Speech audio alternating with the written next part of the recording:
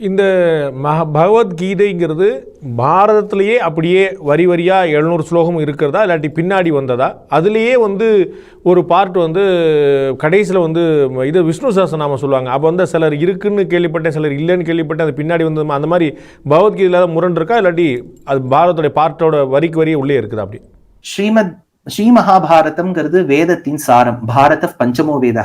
அந்த 5வது வேதத்தை ஒத்து கொண்டாடப்படக்கூடிய ஸ்ரீ மகாபாரதத்தில் 5 ரத்னங்கள், யக்ஷ பிரஷ்னம், சனத் சுஜாத்தியம், விதுர நீதி, பகவத்கீதை, ஸ்ரீ விஷ்ணு சஹஸ்ரநாமம்.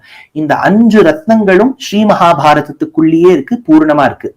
அந்த 5 ரத்னங்கள்ல ஒரு ரத்னம் பகவத்கீதை திருமாலே பரமாத்மாவே கண்ணனாக வந்து சோதிவாய் திறந்து சொன்னது.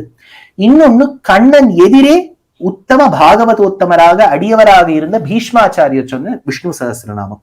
விஷ்ணு சஹஸ்ரநாமத்துக்கு பாஷ்யம் சங்கரரும் பண்ணியிருக்கார், பராசர பட்டரும் பண்ணியிருக்கார், மத்வ சம்பிரதாயத்திலும் பண்ணியிருக்கார். பகவத்கீதைக்கும் வியாக்கியானம் சங்கரரும் பண்ணியிருக்கார், ராமானுஜரும் பண்ணியிருக்கார், மத்வரும் பண்ணியிருக்கார்.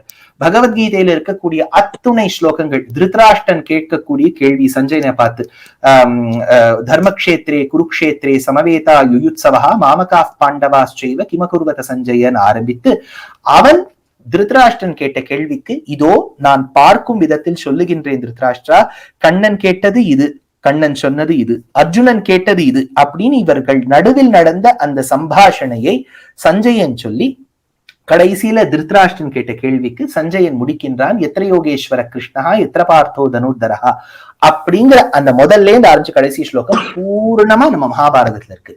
ஆனா அந்த 1000 நாமமும் சஹஸ்ரநாமத்துல இருக்கு, இது மகாபாரதத்துல இருக்கு. 700 ஸ்லோகமும் மகாபாரதத்துல இருக்கு. அதனால இதுல சந்தேகமே இல்லை, மகாபாரதத்துக்கு அடங்கிய பூர்ணமான பகுதி தான் ஸ்ரீமத் பகவத்கீதை.